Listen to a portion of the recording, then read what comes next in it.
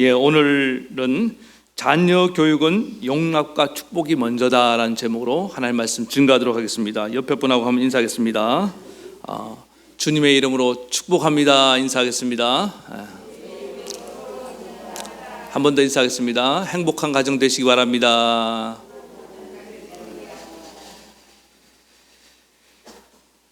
우리 어린이들과 청소년들은 우리의 꿈나무이고 희망입니다. 어린이들이 건강하고 또 청소년들이 꿈이 있으면은 그 사회의 미래는 밝다고 말할 수 있습니다. 반면에 어린아이들이 병들고 또 우리 청소년들이 방황하면은 그 사회의 미래는 어두울 수밖에 없습니다. 8년 전부터 해마다 우리나라에서 어린이 청소년들을 대상으로 행복지수 조사를 이렇게 해왔습니다. 초등학교 4학년부터 고등학교 3학년 학생들 대상으로 이 행복지수를 이렇게 조사했는데 가장 최근 2016년도 이렇게 자료에 보니까 우리나라 청소년들, 어린이들 행복지수가 OECD 국가를 이렇게 평균 점수 100점을 기준으로 했을 때 여러분 몇 점 정도 나왔을 것 같습니까? 우리나라가 82점이 나왔어요. 죄송합니다. 점수를 막 바꿔버렸네요. 92점 받았습니다. 평균이 100점이니까 평균 이하로 나왔다는 얘기죠.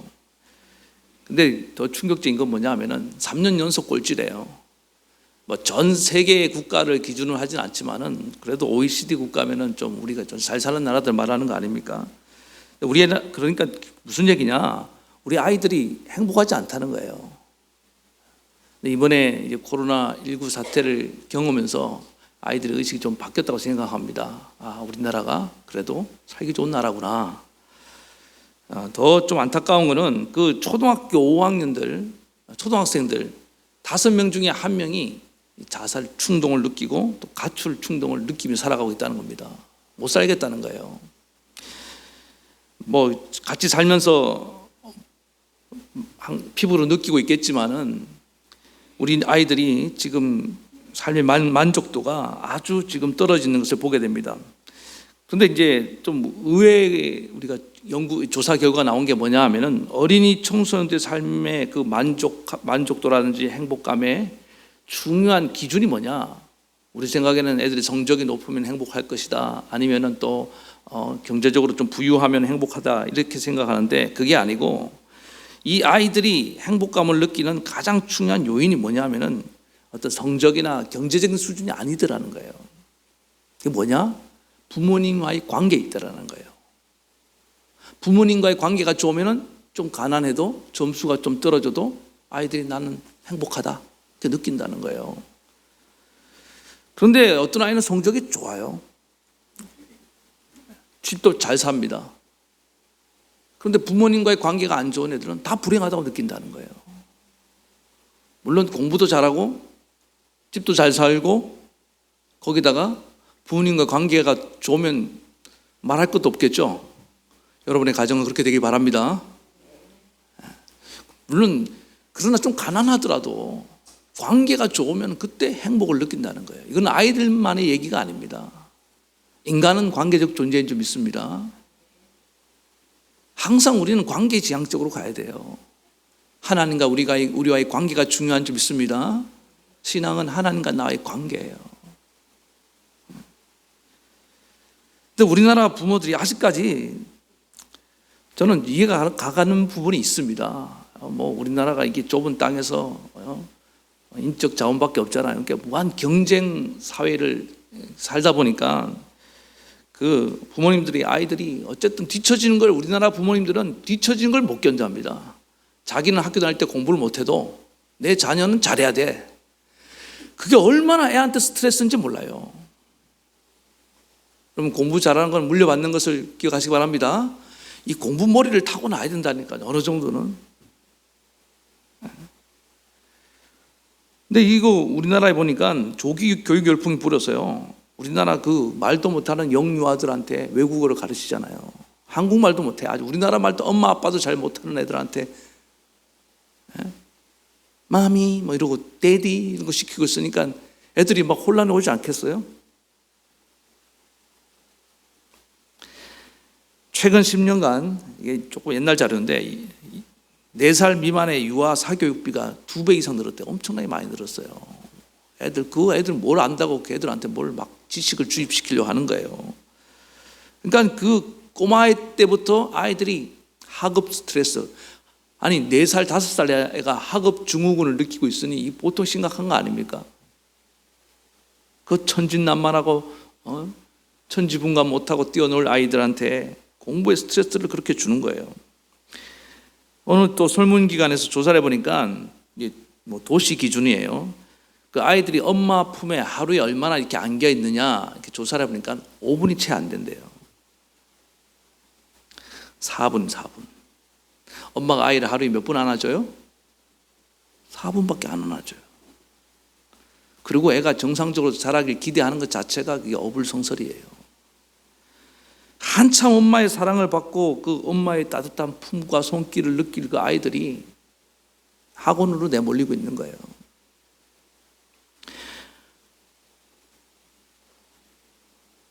그나마 그 4분 동안도 보세요. 사교육에 의지하는 그 엄마가 충분한 애정 표현을 한다고 생각합니까? 저는 그 4분 동안이라도 정말 애들 사랑을 표현하고 걔를 안아주면은 그나마 희망이 있다고 생각합니다. 그러니까 우리 아이들이 지식은 늘어가고 머리는 똑똑해지는데 다 뭐가 문제냐? 정서가 문제가 생기는 겁니다. 정서가. 지금 제일 큰 문제 중에 하나예요. 감정의 애들이 다 메말라 버렸어요. 아이들이요, 표정이 없어요.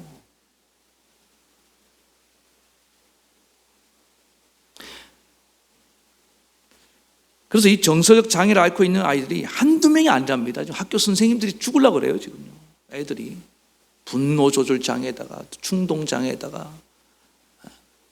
그리고는 또 아까 말했지만 못 느낀다니까요. 타인의 감정을 못 아픔을 못 느껴요, 아이들이. 이상한 그런 패스 종류들이 나오는 겁니다.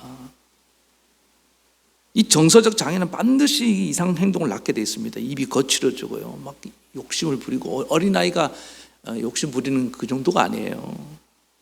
그리고 막 주의가 극도로 산만하고, 어떨 때 보면 아이들이 그 폭식하는 아이들 있지 않습니까? 그 심각한 정서적인 결핍에서 나오는 거예요. 배고파서 그런 게 아닙니다. 제가 전에 있던 교회에 어떤 아이는 엄마의 사랑을 별로 못 받았어요. 그러니까 이 아이가 교회에서 이렇게 간식을 내오잖아요. 그럼 걔는 엄청나게 먹어대요. 이 가슴이 고픈 거를 배로 채우는 거예요. 채워집니까? 채워지지 않아요. 남 배려할 줄도 모르고, 화가 나는데 절제를 못하고, 그리고 나중에는 어떤 폭력적인 모습으로, 도벽으로, 또 일탈, 수많은 여러 가지 일탈 행동으로 나타나게 된다는 것입니다. 전문가들이 말하는데요, 이 폭력적인 아이들의 90% 이상이 다 애정 결핍에서 비롯됐다는 겁니다. 제가 뭐 그렇다고 오늘 뭐 엄마들 막 책망하려고 얘기하는 게 아닙니다. 엄마들도 할 말이 많죠. 맞벌이 하랴, 또 우리 아이들이 남들에게 뒤처지는 거, 그걸 어떻게 두고 봅니까? 어쩔 수 없는 이 생존 현실 가운데서 아이들은 가르쳐야겠고 방법을 못 찾고 있는 거예요. 여러분, 현실은 비록 그렇다 할지라도 우리는 거룩한 하나님의 백성들인 줄 믿습니다. 하나님의 백성들의 자녀 교육 원리가 있습니다. 그걸 오늘 우리 예수님에게서 배우기 바랍니다. 이것만 잘해도 우리 자녀들이 건강하게 자랄 줄 믿습니다. 그래서 오늘 예수님의 교육 방법을 제가 2가지만 소개하려고 그래요. 첫 번째는 뭐냐면은, 일단 어린 아이들 자녀들을 무조건적으로 좀 이렇게 용납해 주라는 것입니다. 받아주라는 거예요. 품어주는 거. 오늘 사람들이 예수님께 자기 아이들을 데리고 나왔어요. 만져주심을 바라고 이렇게 나왔습니다. 나왔는데 제자들이 그 아이들이 막 예수님께 막 지금 다가오니까 어떻게 합니까? 애들은 가라 하면서 꾸짖고 쫓아내는 거예요. 충분히 이 장면이 여러분 그림이 그려지지 않습니까? 부모님들은 어떻게 했든지 우리 예수님에게 가서 안수기도를 좀 받고 좀 축복을 받게 하고 싶은데, 지금 예수님 이 바쁜 와중에 아이들이 와서 막 북적대니까 제자들의 생각에는 뭐예요?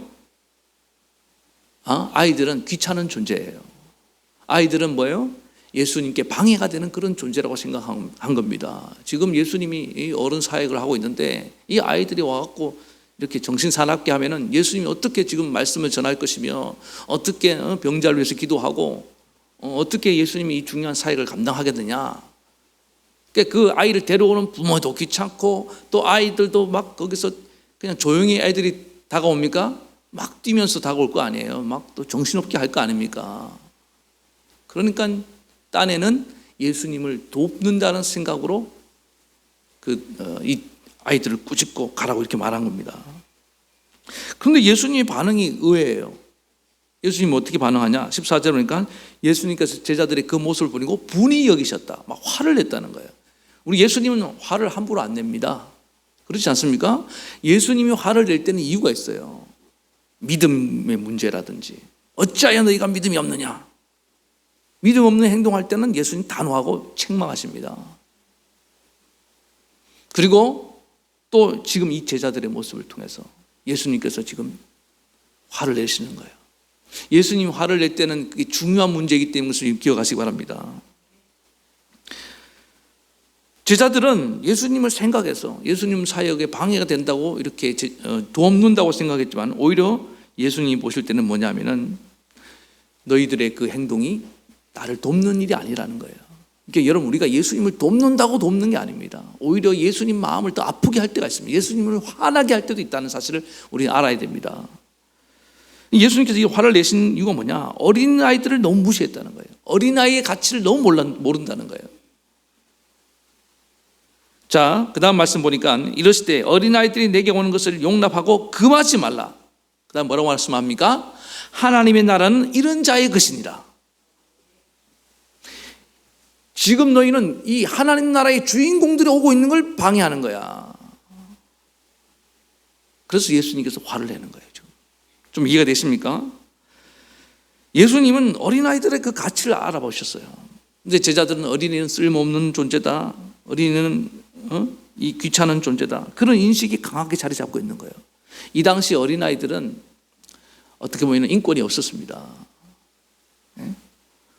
여러분 오병이의 기적을 행할 때 거기 5,000명을 먹였다 그랬잖아요. 그 5,000명은 남자 성인들만 기준으로 카운트한 숫자입니다. 그러니까 아이들, 어른, 여자들은 그 숫자에도 포함되지 않았어요. 그러니까 얼마나 무시를 당했다는 얘기입니까? 애들은 돈이 안 되는 거예요. 그렇게 생각하는 겁니다. 애들은 아무 힘이 없잖아요. 애들이 뭐 전쟁을 할 수 있습니까? 돈을 벌 수 있습니까? 그러니까 애들은 너무 무시당하는 존재인 거예요. 그런데 예수님은 반대로 얘기합니다. 무슨 소리 아니냐? 이런 어린아이가 하나님 나라의 주역들이다.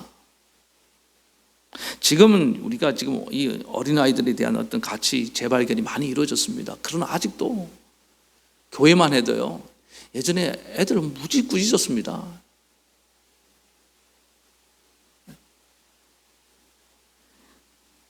어린아이 보라는 거예요. 그 어린아이의 순수함과 그 천진난만함, 아무런 조건 없이 내게로 달려오는 그 모습을 보고 느끼는 게 없냐는 거예요. 어린아이들은요, 여러분 계산하지 않습니다. 어른들은 교회 오면서도 계산 많이 합니다. 오늘도 어떤 분들 교회 올라가다가 막 머리가 복잡해서 안 온 분도 있어요. 날씨 계산하고요.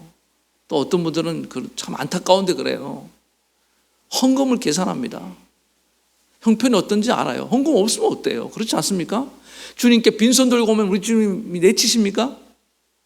빈손 들고 앞에 가 십자가를 붙드네 의가 없는 자라도 받아주시면 도와주시면 바라고 나오는 거 아닙니까?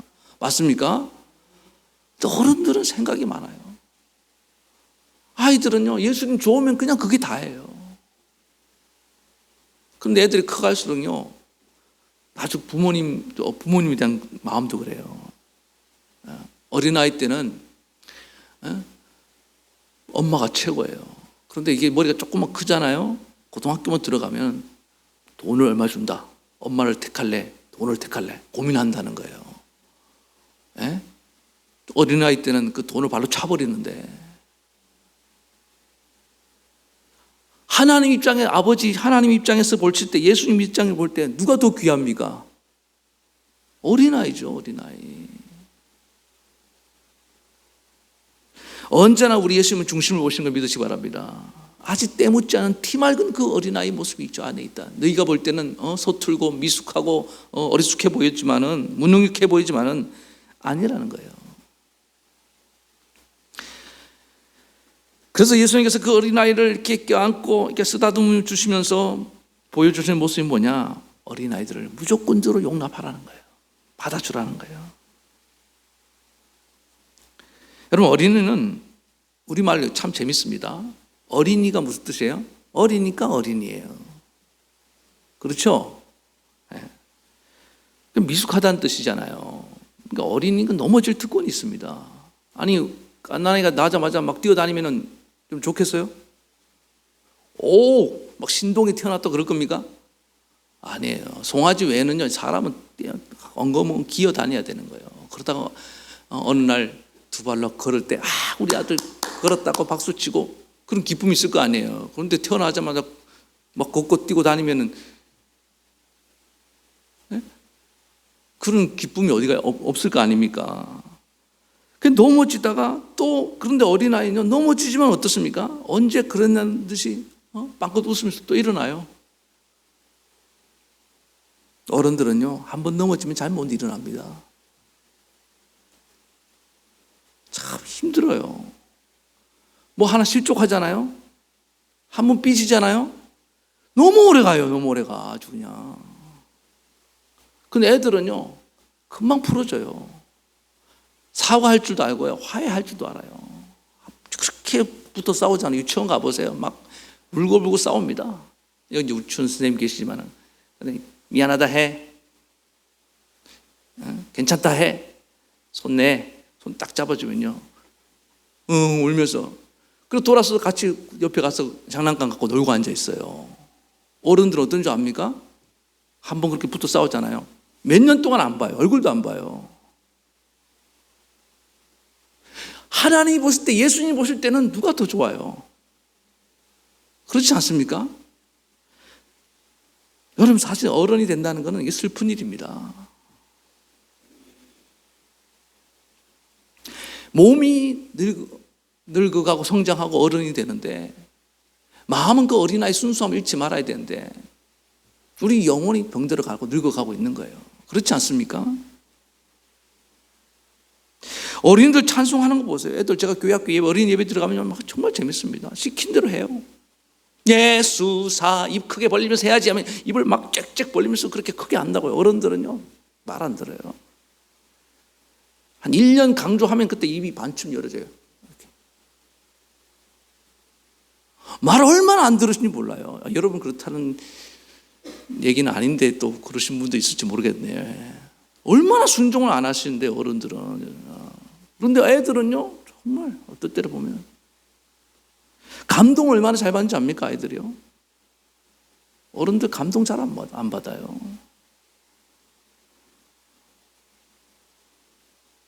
그래서 예수님이 볼 때는 너 이런 어린아이들의 장점과 강점을 왜 못 보느냐? 믿음에 있어서는 어린아이들만큼 좋은 게 없다. 맞습니다. 어린아이들이 자기밖에 모르고 배려할 줄 모르고 미숙하는 그런 모습이 있어요. 그러나 그들은 점점 성장해 갈 줄 믿습니다. 자라면서 대인관계도 배우고 사회성도 길러가는 거예요.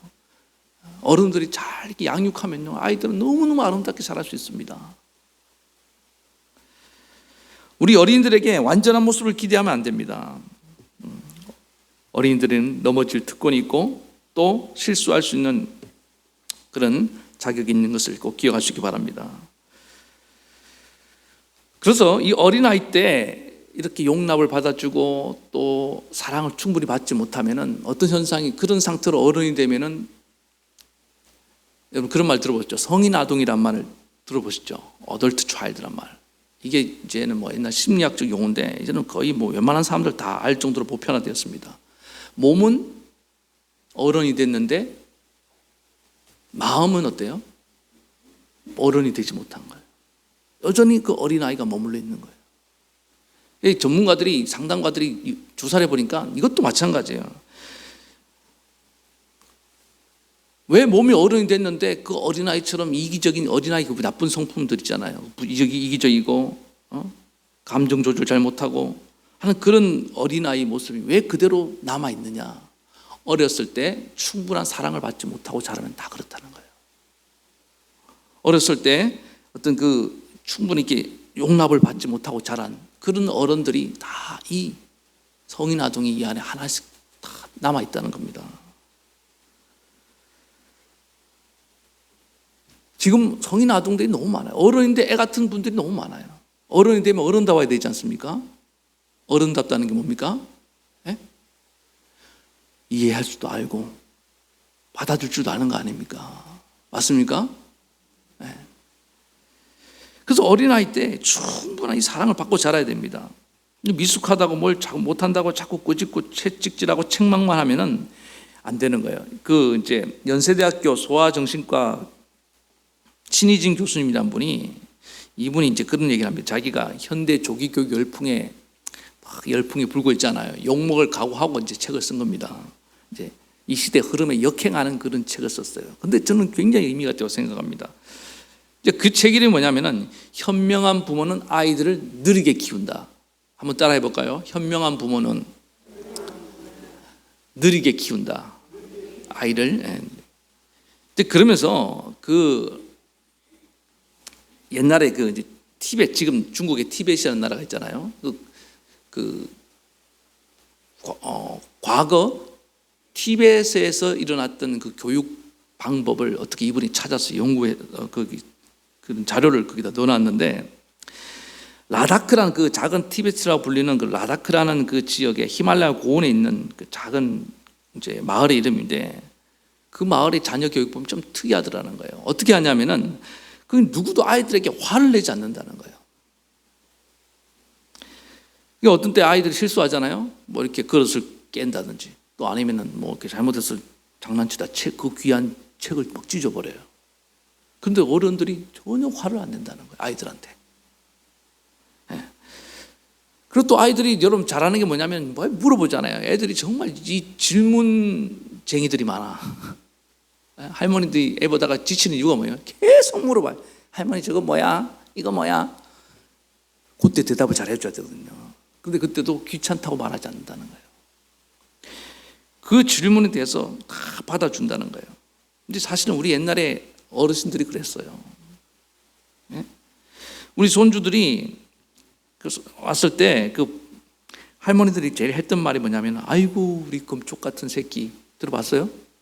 이 말 못 듣고 자란 분들은 참 불쌍한 분들입니다.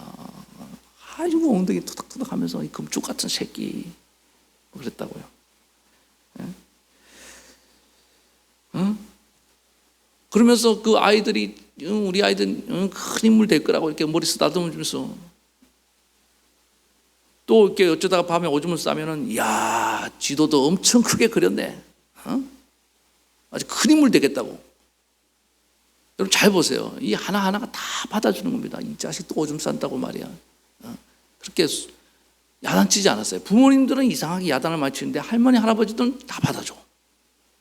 애는 할머니 할아버지가 키우는 게 맞는 것 같아요, 보니까. 이 근거 없는 얘기가 아니에요. 그래서 대가족 사회에서 그게 가능했던 이유 중에 하나입니다. 근데 그렇게 우리 아이들을 키웠는데 이 라다크 지방이 그렇게 애를 키운다는 거예요. 그리고 여러분 참 이상합니다. 길 가다가 넘어지잖아요. 돌부리에 걸려서 넘어지면은 어떻게 애가 막 울어요. 울면은 어떻게 합니까? 그 할머니 할아버지는 땅을 혼내는 거예요. 이놈의 자식 하면서. 그렇지 않아요? 누가 잘못했어요? 그럼 그 옆에 있던 그걸 보고 있는 엄마는 왜 애가 잘못했는데 애꿎은 땅을 뭐라 하냐고. 네가 잘못했네. 부모님들은 그랬다고요. 그런데 하나는 알고 둘은 몰랐던 거예요. 지금 땅을 혼내면서 그게 이론상으로 말이 안 돼. 논리적으로 말이 안 되는 겁니다. 지가 잘못해서 넘어진 게 맞아요. 그런데 땅을 혼내는 건 뭡니까? 누구 편을 들어주는 거예요? 애 편을 들어주는 거예요. 아이도 크면 알아요. 지가 잘못해서 넘어진 거를. 근데 그 땅을 혼내면서 뭡니까? 실수를 덮어주는 거예요. 여러분 우리가 어느 순간에 너무 좋은 교육 방법을 다 잃어버렸어요.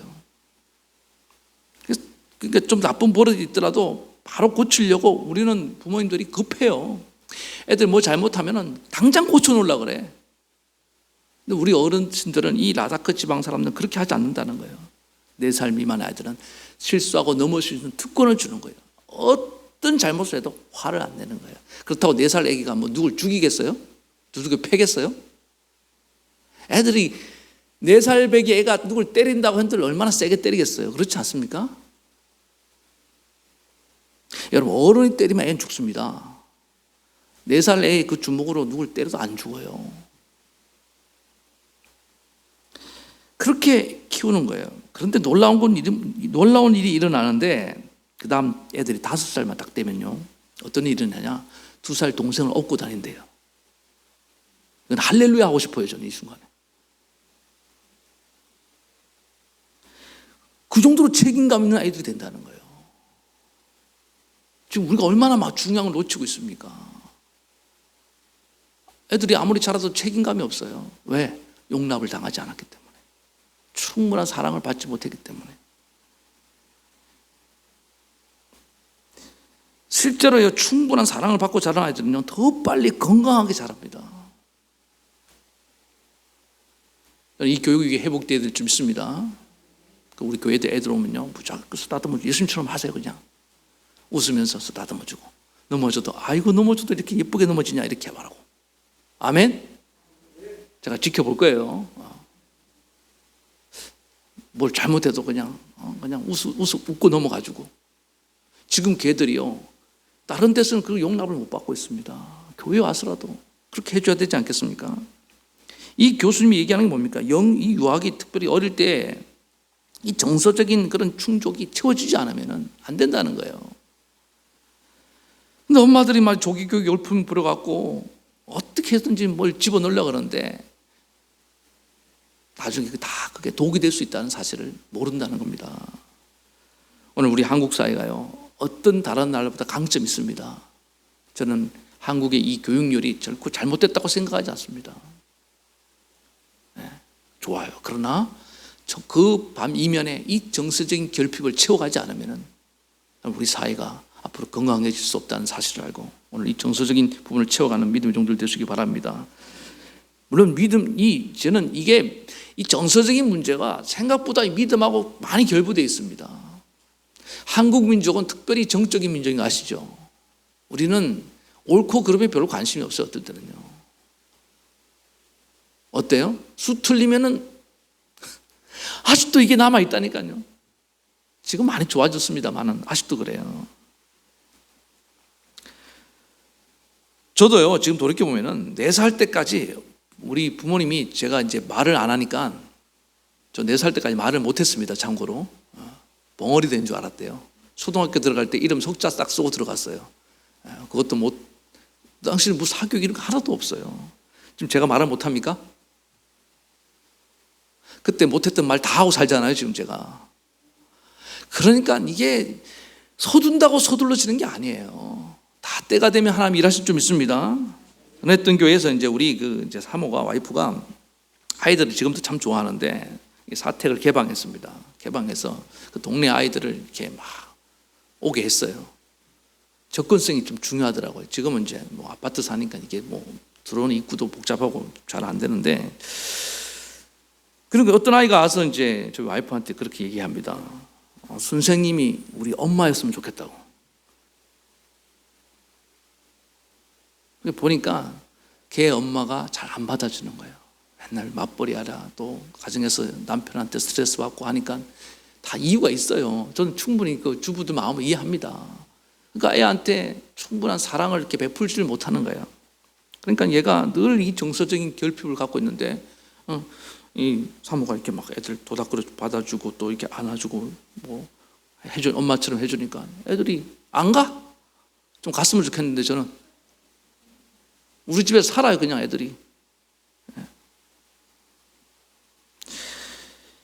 그런데 시간이 지나면서 걔들이 조금씩 치유되더라고요. 여러분, 부모님에게 사랑 못 받아도 교회 선생님이 또 여러분 우리 교인 성도님들이 이렇게 따뜻하게 품어주면 걔들이 치유될 줄 믿습니다. 그래서 우리 교육 현실에서 이 용납과 사랑이 너무너무 절실하다는 거예요. 교회가 어머니 품과 같은 그런 곳이 될 줄 믿습니다. 오늘 본문으로 다시 돌아와서요, 예수님이 아이들을 품에 안고 머리를 쓰다듬어 주는 이 모습 꼭 기억하시기 바랍니다. 나중에 예수님이 십자가에서 죽으시잖아요. 그 십자가에 죽으실 때 여러분 양팔을 쫙 벌립니다. 맞죠? 십자가에 왜 이렇게 팔을 벌리고 죽으셨을까? 어떤 분이 묵상을 하다가 이거는 온 인류를 저 사랑받지 못하고 용납받지 못하고 살아가는 불쌍한 인간들을 다 품으시려고 팔을 벌리고 죽으셨다. 아주 기가 막힌 해석을 그렇게 하시더라고요. 그 예수님의 넓은 품에 여러분 안기시기 바랍니다. 예수님 팔은요 온 인류를 품고도 남습니다. 근데 우리 부모님들은 팔이 짧아요. 애들 품다가도 이 팔이 안 닿질 않아. 하나님 성경이 말합니다. 하나님 팔이 짧아서 구원하지 못함이 아니라고 말씀하고 있습니다. 오늘 이제부터 해야 될 일이 뭐냐? 아이들을 좀 안아주시기 바랍니다.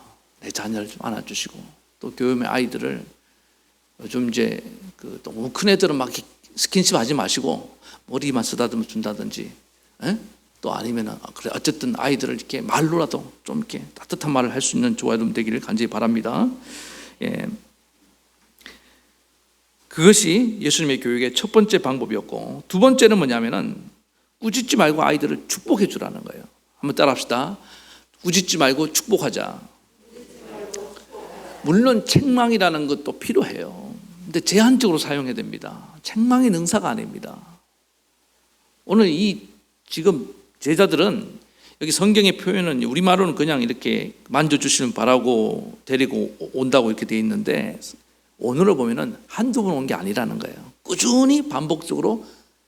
워낙 예수님 인기가 많으니까 오늘 와서 예수님께 안수기도 못 받으면 언제 옵니까? 또 다음에 오고, 그런 식으로 또 한 번 받아도 또 받고 싶어서 예수님께 주기적으로 이렇게 왔다는 거예요. 그럼 올 때마다 제자들은 꾸짖었다는 거예요. 반복적으로.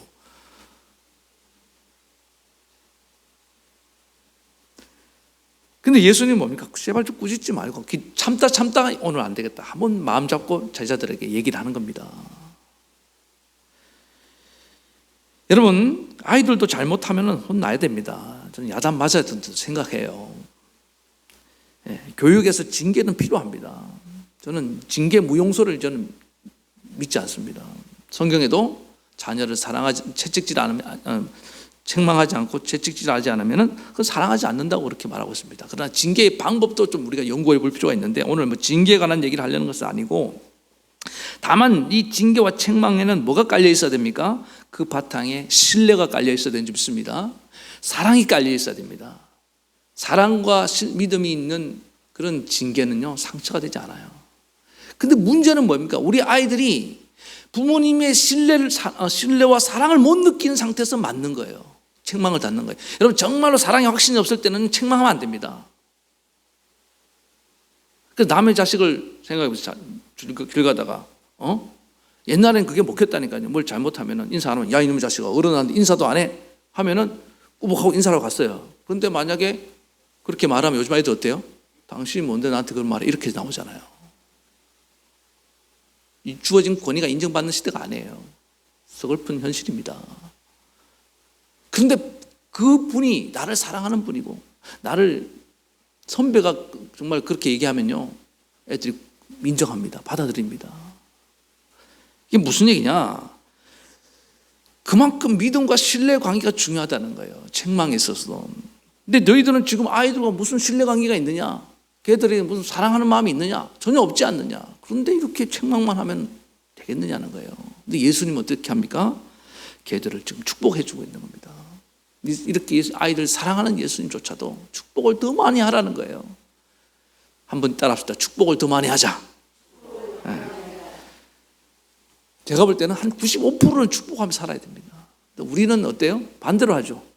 한 5% 축복할까 말까 하고, 95%는 잔소리하고, 95%는 지적질하고, 95%는 훈계하는 거, 95%는 야단치잖아요. 자녀들이 생각보다 너무 혼나고 살아요, 보니까.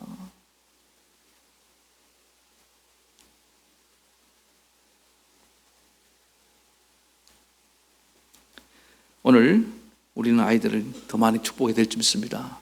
저도 제가 사명이 뭐냐, 목회자의 기본적인 사명은 우리 성도님들을 축복하는 거더라고요. 제사장으로 부르신 줄 믿습니다. 이제 미국에 유명한 그 갈보리 교회라는 교회가 있습니다. 척 스미스 목사님이 분은 개척한 교회인데, 이분이 교회를 한참 개척할 때가 1960년도에 한참 그 미국의 히피족이라고 들어보셨습니까? 막 옷 이상하게 입고 막 다니는 그런 이제 히피족들이 유행할 때인데, 이분이 교회를 개척했는데 그 방황하는 젊은이들이 그 목사님이 전도를 받고 많이 교회에 나왔는데 교회에 뭐가 있었냐면은 카페트가 있었습니다. 근데 얘들이 맨발족이었어요. 맨발로 온데 돌아다니는 거야. 그러다가 그 더러운 발로 교회 카페트를 밟으니까 자국이 막 날 거 아닙니까? 그러니까 그 교회 중직들이 막 마음이 불편한 거예요. 그거 하나 막 밟을 때마다 저 카페트가 얼마짜린데 저거 청소하려면 얼마나 힘이 드는데. 그래서 회의가 열렸습니다. 그때 목사님을 중심으로 중요한 결정을 내렸어요. 어떤 결정을 내렸냐? 오늘부터 이 카페트를 없애버리겠습니다. 카페트를 치워버린 거예요. 전통적인 교회는 어떻게 하는지 압니까? 애들을 못 나오게 합니다. 신발 신고 오든지 발을 씻고 오든지 애들을 못 나오게 하든지 그렇게 합니다. 그런데 카페트가 중요하냐?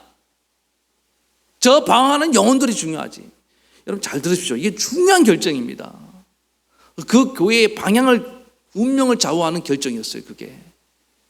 그 카페트 하나 없앤 것 때문에 애들이 엄청나게 올 것을 믿으시기 바랍니다. 그리고 걔들이 우리를 받아주는구나. 아무도 받아주지 않아요. 자기들 불량소년이라고. 그런데 그 교회가 받아주니까 그 애들 교회 와서 은혜 받고 변화돼서 그 유명한 여러분 마라나타 싱어즈라는 우리 최근에 이 경비와 찬양 운동의 어떤 그 기여를 한 그 찬양팀이 거기서 나왔습니다. 대표적인 곡이 그거예요. 작은 불꽃 하나가 큰 불을 일으키어. 들어보셨습니까? 예.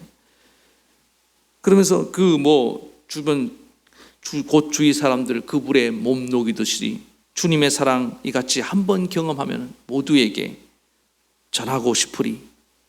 그 찬양을 불렀는데 앞에 그 작은 불꽃 하나가 큰 불을 일으켜, 그게 뭐 하면서 불렀던 노래인지 압니까? 옛날에 그 마리화나 담배 알아요? 담배 이렇게 피면서 작은 불꽃 하나가 다 같이 들어라 그 불을 일으켜. 자기들이 그 담배 피면서 불렀던 노래를 회심하고 난 뒤에 그게 주님의 사랑의 불꽃으로 바꿔버린 것을 믿으시기 바랍니다. 놀라운 변화 아닙니까? 그거 노래 부를 때마다 우리는 옛날에 그렇게 마약하고 우리는 그렇게 방황하는 자들이었는데 그런 우리를 사랑해주고 그런 우리를 축복해줘서 우리를 이렇게 하나님을 찬양하는 사람들로 바꿔주셨구나. 눈물 나면서 그 노래 불렀다는 거예요. 엄청나게 그 노래가 지금까지도 이게 언제적 노래인데 아직도 교회에서 부르고 있잖아요. 만약에 그때 그런 결정을 하지 않았다면 카페트가 중요하다 받아주지 않고 그들의 아이들을 축복하지 않았으면 이런 위대한 찬양팀이 나왔겠습니까? 이런 변화 역사가 일어났겠습니까? 할 수 없었다는 거예요. 그래서 우리가 정말 중요한 게 뭐냐면 예수님처럼 정말 아이들을 축복해야 됩니다. 여러분 자녀들을 더 많이 축복하시기 바랍니다. 아침에 학교 갈 때 출근할 때 축복해 주세요. 갔다 오는 데 축복해 주시고 수시로 전화로 축복해 주시고. 부모님의 사명은요 축복의 사명입니다. 성경에 보세요. 아브라함과 이삭과 야곱이 정말 했던 중요한 일이 뭡니까? 자녀를 축복하는 일이에요. 주님의 이름으로. 나는 너희를 축복한다. 하나님이 네 길을 인도하실 것이고 네가 번성할 것이고 너희 자녀들이 후손이 엄청난 복을 받게 될 것이고 땅을 차지하게 될 것이고. 왜 우리 부모님들은 이렇게 자녀를 축복을 못하는지 모르겠어요. 내가 얼마나 축복받은 존재인지 기억하시기 바랍니다. 하나님 축복이 나를 통해 흘러가는 줄 믿습니다. 축복권이 내게 있습니다. 축복하셔야 돼요. 그래서 우리 아이들은 복받은 아이로 무조건 자라게 만들어야 됩니다. 샘 곁에 심은 그 가지처럼 나무처럼 복을 받아야 되는 겁니다. 그러지 마르지 않는 샘, 어떤 고난도 이기고 어떤 역경도 헤쳐나가는 어떤 풍랑 속에서도 좌초되지 않고 전진하는 그런 인생 될 줄로 믿습니다. 넘어져도 벌떡벌떡 일어나야 될 거 아니에요. 하나님의 복이 그렇게 만든다니까요.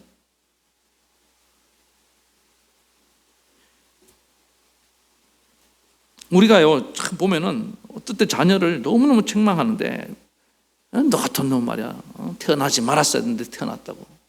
아닙니다. 너는 사랑받기 위해 태어났다. 아멘. 나는 정말 쓸모없는 놈이 아니에요. 너는 정말 필요한 애야. 너는 이 세상에 꼭 필요한 사람 될 거야. 지금 제가 말하는 축복을 외우세요. 그렇게 말해줘야 됩니다. 이 망할 자식아, 아니에요. 흥할 자식인 줄 믿습니다. 그 우리 나라에 옛날에 맨날 욕 많이 먹고 자랐는데 우리나라가 이렇게 잘 된 이유가 뭐라고? 우리 아이들이 안 망하고 잘 자란 이유가 뭐라 그러죠? 에? 아이들 그 코 풀 때, 야, 흥해라. 정말 맞아요. 우리 흥해야 됩니다. 우리 흥할 자들인 줄 믿습니다. 우리 주님이 우리에게 복을 주시는데 어떻게 우리가 흥하지 않겠습니까?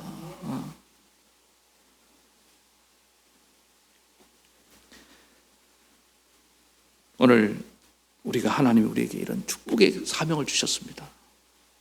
아이들 절대로 책망한다고 변화되는 것이 아닙니다. 사랑해줘야 됩니다. 축복해줘야 될 줄 믿습니다. 그래서 이 축복의 강의 저와 여러분을 통해서 놀랍게 흘러가는 그런 놀라운 역사가 일어나기 바랍니다. 말씀을 더 준비했는데 오늘 여기까지만 하겠습니다. 말씀의 결론입니다. 우리 자녀들 우리 더 많이 용납해 줍시다. 받아줍시다. 그리고 주님의 이름으로 축복합시다. 그럼 그 아이들이 정말 건강하게 자라서 오늘 정말 이 세상을 변화시키는 위대한 인물 될 줄로 믿습니다. 우리 말씀 생각하시면서 찬양 같이 부르시겠습니다.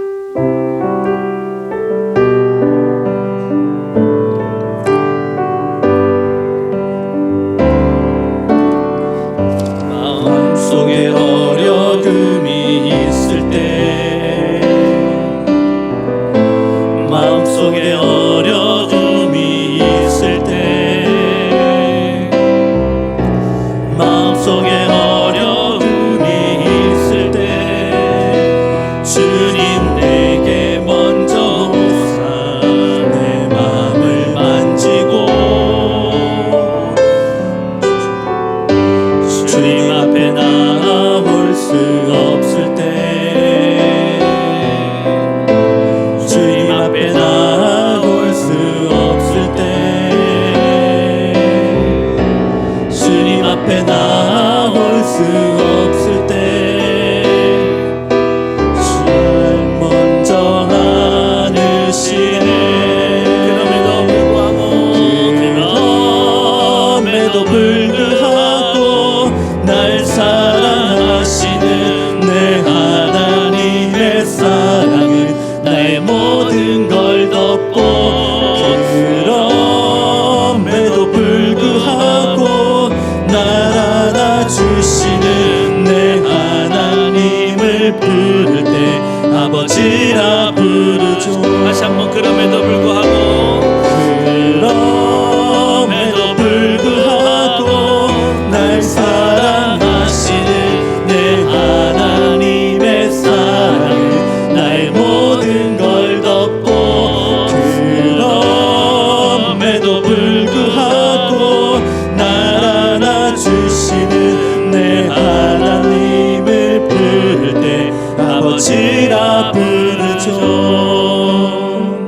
우리 사랑하는 성도 여러분, 우리 한번 기도합시다. 오늘 이 시간에 예수님께서 우리 아이들을 어떻게 가르쳤습니까? 일단은 다 받아주라는 거예요. 지금 좀 미숙하고 지금 네 눈에 볼 때는 양이 안 차지만은 내가 저 아이들을 품어주는 것처럼 너희도 품어주라. 오늘 우리가 예수님의 이 교육 방법을 배워야 될 줄 믿습니다. 그러면은 그 아이들이 정서적인 안정을 찾고 이후에 더 책임감 있고 사회성도 있는 그런 아이들, 어른들로 어른스러운 모습으로 성장하게 될 것이다. 그게 예수님의 교육 방법인 것입니다. 책망의 능사가 아니라는 거예요. 지적한다고 변화되는 것이 아니다. 축복해 주라는 겁니다. 축복이 변화시키는 것입니다. 은혜가 변화시키는 줄 믿습니다. 오늘 하나님의 은혜를 우리에게 먼저 부어주시옵소서.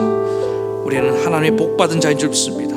그 축복을 내가 얼마나 많이 받은지를 알고 나로 하여금 이 축복의 통로로 살게 도와주시옵소서. 축복의 사명이 있는 줄 믿습니다. 하나님, 우리는 왕같은 제사장이로 했습니다. 얼마나 우리가 그동안 아이들을 많이 저주하고 우리 아이들에게 몹쓸 말을 많이 했습니까? 주님 용서해 주시옵소서.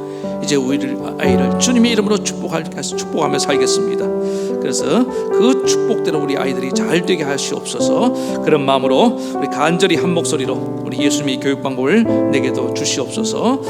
용납하고 사랑하고 축복하게 살게 하옵소서. 간절히 기도하며 나가시겠습니다. 하나님 아버지 은혜를 감사합니다. 오늘 이렇게 예수님의 교육 방법을 통해서 우리 교육 방법을 다시금 점검하고 돌아보기 원합니다. 오늘 우리 부모님들이 자녀를 사랑한다고 하면서 너무 자녀들을 용납해 주지 못합니다. 자녀들이 정말 빨리 변화되기를 원하는 그런 조급한 마음을 갖고 살아갈 때가 많습니다. 그래서 아버지 하나님 서둘고 또 조기 교육을 하고 또 하나님 어떤 때는 다그치고 야단을 치지만은 그렇게 해서 변화되는 것이 아닌 줄 믿습니다. 여유를 잃어버렸습니다. 아버지 하나님 우리 어린아이들이 지금 충분한 사랑을 받지 못하고 있습니다. 용납을 받지 못하고 있습니다. 어린이니까 미숙하니까 넘어지고 실수하는 건데 자꾸만 우리 어른들은 강요합니다. 하나님 오늘 우리 사랑하는 모든 성도들 마음 가운데 오늘 예수님이 이 마음을 주시옵소서. 바로 천국은 이 어린아이와 같은 자들의 것이라고 주님 말씀해 주셨습니다. 어린아이에게 있는 그 순수함을 알게 도와주시고 또 아버지 하나님 주님 말씀을 기억하며 오늘 우리가 어린아이 잘 받아주고 그 어린아이들이 건강하게 자랄 수 있도록 주님 역사해 주시옵소서. 하나님 우리도 정말 주님 하나님 앞에서 다 어린아이 같은 존재인 줄로 믿습니다. 하나님이 우리의 실수를 받아주지 않았다면 우리가 오늘 어떻게 이 자리에 설 수 있겠습니까? 주님 우리 영적으로도 미숙한 성도들을 잘 받아주는 교회가 되게 도와주시고 우리 교회에 오는 모든 어린아이들을 아버지 하나님 품어주는 그런 복된 교회가 되게 도와주시옵소서. 그래서 이 어린아이들이 정말 잘 자라고 변화되고 하나님 나라에 정말 기둥 같은 인물 될 수 있도록 도와주시옵소서. 하나님 그리고 책망하고 꾸짖는 것보다 하나님 축복이 훨씬 빠른 비결인 것을 알게 도와주시옵소서. 은혜 받아야 됩니다. 복을 받아야 됩니다. 너희는 하나님께 복을 받은 자들이라고 말씀하고 있습니다. 오늘 예수님처럼 우리 아이들을 축복하듯이 우리도 축복하며 살게 도와주시옵시며 우리의 삶이 우리의 자녀들이 이 축복으로 건강하게 자랄 수 있도록 역사해 주시옵소서. 예수님의 이름으로 기도드리옵나이다.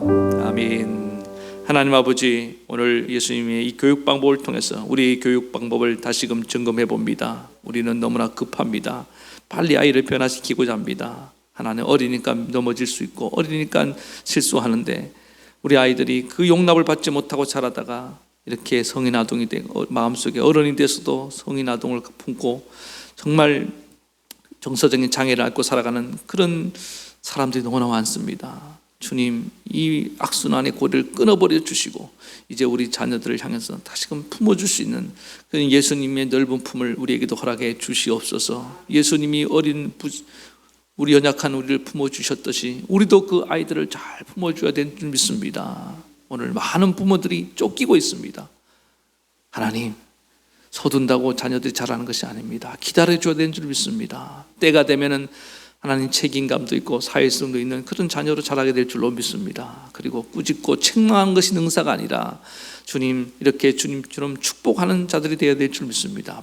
축복의 은혜를 주시옵소서. 주님이 우리를 축복하셨듯이 우리의 입으로 자녀들을 마음껏 축복하고 그 축복이 그 자녀들에게 삶에 일어나서 하나님 저들이 잘되고 형통하게 도와주시옵소서. 우리 교회는 정말 다른 것보다 축복하는 교회가 되기 원합니다. 하나님 우리 자녀를 축복합니다. 우리 아이들을 축복합니다. 우리 성도들을 축복합니다. 저를 통하여 우리의 가족들, 이웃들 모든 사람이 복을 받게 하시옵소서. 우리 하나님이 복을 주셔서 하나님 모든 일이 형통하는 그런 복된 삶이 되게 하옵소서. 우리 주 예수님의 이름으로 간절히 기도하옵나이다. 아멘. 지금은 우리 주 예수 그리스도의 크신 은혜와 하나님 아버지의 만극하신 사랑하심과 성령의 감동, 감화, 교통, 위로 역사하심이 우리 예수님처럼 용납하고 또 사랑으로 품어주며 축복하며 살며 우리 자녀들 잘 키우기를 원하는 모든 사랑하는 성도들 머리머리에 또 그의 자녀들 위에까지 영원토록 함께 하옵시기를 간절히 축원하옵나이다. 아멘.